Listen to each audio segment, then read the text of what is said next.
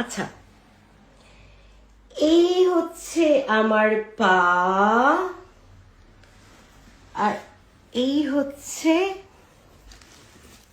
কুরআন শরীফ বুকের মধ্যে লালন করছি। এটাকে আমি পোড়াচ্ছি না, পা দিয়ে মারাচ্ছি না, কিংবা পাতাগুলো ছিঁড়ে ফেলছি না, কিন্তু আমি যেটা করছি সেটা হচ্ছে কোরআনের মধ্যেই যেই বিভৎস বর্বর কিছু আয়াত আছে সেগুলো নিয়ে আমি একটু মজার ছলে আপনাদেরকে জ্ঞান দেওয়ার চেষ্টা করি। তো আপনারা তো, আমি যদিও প্রথমেই শুরু করলাম যে আমি তো পা দিয়ে মারাচ্ছি না, মানে সেরকম অবমাননা করছি না কোরআনকে, সেরকম ভাবে মানে পুড়িয়ে কিংবা খাতা ছিঁড়ে কিংবা সো অন, রাইট? আমি জাস্ট এই কোরআনের মধ্যেগুলি যেই কথাগুলো বলা আছে সেগুলো নিয়েই আপনাদের সামনে আসি, রাইট? সো তারপরেও তো আপনারা আমাকে সারাক্ষণ সেই রকম দুচে দিচ্ছেন, তাই না? সামনাসামনি পেলে তো আপনারা অনেকেই বলছেন যে ঘাড়ে কোপ মারবেন, এবং অনেকেই এরকমও কমেন্টস লিখেছেন যে আমার মনে শান্তি হবে যখন তোরে আমি কোপ মারতে পারবো এবং নিজে মরে যাব, এরকম মানে এত ভালোবাসা। তো আসলে আপনারা কোনটাতে খুশি হবেন?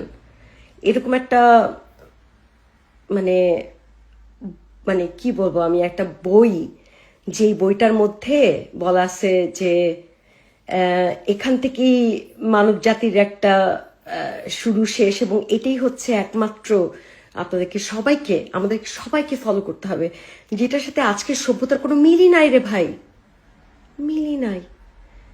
তো আপনারা হুদাই একটা আরবি ভাষা, এবং এই আরবি ভাষার একটা বই যেটাকে আপনারা জানেনও না, পুরোপুরি মানেনও না আসলে, তো সেইটাকে কেন্দ্র করে এত হাহাকার কেন ঘটাচ্ছেন ভাই আমার, কিংবা বোন আমার, কিংবা এর মাঝামাঝি যারাই আছেন না কেন, সবাই একটু ভাববেন তো যে কেন এত হাহাকার। কারণ যারা এরকম অবমাননা করছে, আমাকেও ধরছেন অবমাননা, কিন্তু আমি কিন্তু কোরআন ছিঁড়িনি, পোড়াইনি, লাথিও মারিনি। একটু আগে দেখালাম পায়ের সাথে আমার কতটা, আমি কোরআনটি আমি বুকে ধার্য করেছি। বাট ইয়ে থাকেন এই যে কোরআনের যে ফাইজলামি কথাগুলো বলা আছে এগুলো নিয়েও কথা বলছি, রাইট? সো এটা কি কোরআনের অবমাননা হলো, নাকি আপনাদের কাছে আমি হয়তো ভুল করছি, আমাকে একটু জানান যে আমার কোন জায়গাটা ভুল ছিল। আমি তো কোরআনের এই আয়াতগুলা কি আপনাদের কাছে সামনে তুলে ধরছি, তাই না? সো আমাকে একটু জানাবেন যে কোথায় ভুল হচ্ছে আর কি আমাদের। আর আপনারা এত লায়ক হয়ে গেলেন না বুঝছেই একটা বইরে সেরকম ভাবে মানে নিজের জান প্রাণ দিয়ে এরকম তুল্লা ধরতেছেন। সো প্লিজ প্লিজ একটু নিজেরাও বুঝবেন, আমাদেরকেও বুঝতে সাহায্য করবেন যে আসলে কিসের কারণে আপনারা এতটা পাগলা হয়ে যান। ধন্যবাদ।